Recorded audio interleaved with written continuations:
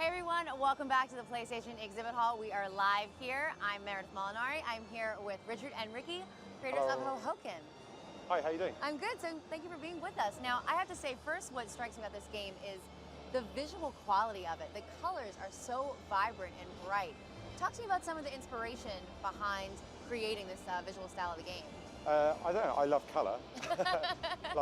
Weirdly, colour's not a thing that I'm naturally good at. When I first started as an artist, everything was black and white, and I had to sort of teach myself how to do good stuff with colour, just from observing stuff in real life. And I still kind of do that. I walk down the street and I see I don't know, a shop sign, and I think those colours work really well, so then I might use it in the game or something. Yeah, so that answers specifically about colour, but colour is really important in our game. It's a colourful game. Absolutely, and another thing that I think I was reading is really important to you guys was to create an atmosphere that was, maybe not the norm of, video game standards where it's like, you're gonna do this and then you're gonna go here and complete this level and get this reward. It has a little more relaxed feel. Can you talk Absolutely. about that? That's a really core value for us. It's wanting to make a game where you don't feel pressure and you don't experience constant failure, and you can just relax and chill out and enjoy it. Quite often when I play games, I like to kind of find a way, maybe I've killed all the people in a bit of a shooter, and then I just like to wander around looking at all the cool stuff. Yeah. And I want to make a game, or we want to make a game that kind of feels like that, that has that, not that you've killed a load of guys, but you've got the time and the space to just enjoy being in the place and not worry about the clock ticking down or how many lives you've got left or some puzzle that's really doing your head in. We have puzzles, but it's more just about discovering cool things, pleasant surprises.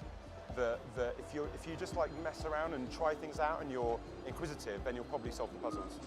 Yeah. So many games feel like just kind of a list of tasks that you're constantly being asked to do, and in this game we don't want players to feel like the game's constantly asking them to do things. We want people to just enjoy being in this place. I mean, what you are in this game is quite a kind of tactile, expressive creature, and it should feel fun just to be in the space and move around. Yeah, and it definitely has kind of a playground quality to it where, like you said, you're not, oh, you have to beat this level to get to this bad guy to go on to the next thing. You kind of just get to be in an open world, and I think you even made a point of causing mischief sometimes. You're not always, doing the right thing. Yeah. This level here has a kind of thing going where people are flying kites, and that actually comes out of us describing what you are as a bit like flying a kite. So the feeling of, we wanted to make a game where the way you move around the world feels a bit like you're doing a cool thing like flying a kite. And so it's almost got a creative, sort of expressive quality to the way you just move around. Now, just so the viewers at home are with us on this is on the PS4 currently right now, what we were seeing. Yeah. It's also going to be available on the PS3 and on the PlayStation Vita. Yes, it is, yeah. Wonderful. So it's all three consoles. That's really great. Okay, so is there a narrative plot that kind of drives the character throughout the whole story?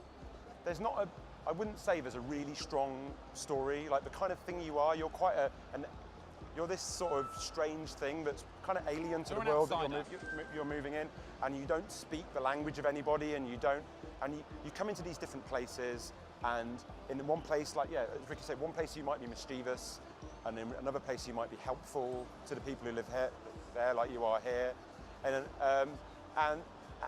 yeah, for us it's more to do with creating a kind of convincing and cohesive world, and there is a kind of a story, and it's kind of about finding your place in that world, but I don't want to talk about it too much beyond there. We don't want to give away all the surprises. Talk to me a little about the music, because the music in it is really beautiful. Is it a score that was written specifically for the game? Kind of. The music's really exciting. So we're doing a collaboration with the record label Ghostly, who've got quite a lot of artists whose work we really love, and who even before, way back when we were just making this as a prototype and it was in the IGF, before we were involved with Sony at all, we had a kind of a playlist of music that was kind of inspirational, the sort of music we thought would work for the game, and it had artists on it who were Ghostly artists. And then when we started working with Sony Santa Monica, they've got an amazing sort of music and audio department. They've got really great guys there, and they were like, yeah, we can try and actually get these guys to make the music. And we've ended up with that record label doing, their artists doing all the music. And I don't know if you've heard the music in the trailer, so that's the first bit of music from that record label. Wonderful. Yeah, and it's, I think because it's this kind of chilled out thing where you're immersing yourself in this thing and you're playing around. I think having awesome music to accompany that is really important. Absolutely. Yeah, You touched a little bit on the subject of joining up with Sony Santa Monica. And now, as an indie developer, was there a certain level of nervousness going into that relationship? Were you really excited? How did you guys get together, and did that relationship help flourish the game? Well, we knew their work really well. Like, we already have massive respect for a lot of the games that they'd made at the time we started talking to them. So, like, we already knew that we were pretty much talking to the right people. And the early conversations were just, they were just so supportive of the kind of thing we were trying to make. You know, we're trying to make quite a strange thing that's, you know, and we really didn't want the people we make the game with to try and break that. We wanted, you know, people to, the partner we worked with, to be true to the spirit of what we're trying to make. Yeah. And at no point did we ever feel like, yeah, they're going to try and change this and turn it into something more video gamey. Like, yeah. In fact, it's the opposite. Sometimes we've had ideas for things which are quite kind of, which are moving away from it being such a kind of, I don't know how you describe it, arty. I hate the term arty, but you know what I mean. And they've almost said no. You know, they really want to protect that vision, and you can see what they've done with, like, you know, the That Game Company games and games like, you know, like Detour and Linger in Shadows, you know, and the Giant Sparrow game. Yeah. You know, Unfinished Swans, Unfinished Swans. Yeah. They've set their stall out for supporting kind of interesting, creative visions with games, and so I reckon they're the perfect people. I think if you asked most indies, they'd be well into it, I think. Yeah.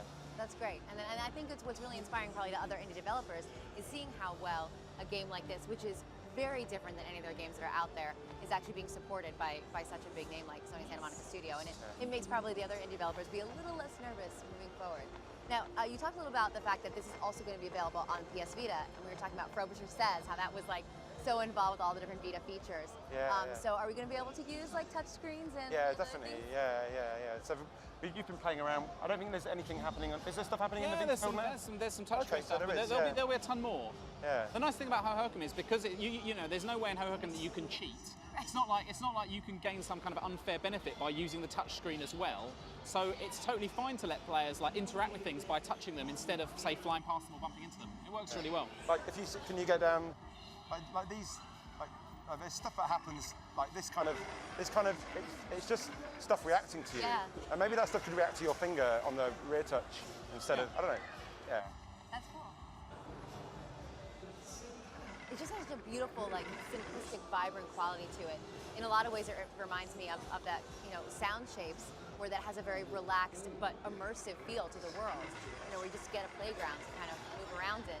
And it seems like you even have more freedom in this game to really play around and just kind of discover what's around you. All right, so any word on a release date? Know when it's going to come out? What are we saying? 2014. 2014? Yeah. All right, guys. Thank you so much for joining us and giving us a closer look at Hohokum. We're going to take a look at a trailer right now. Okay, cheers.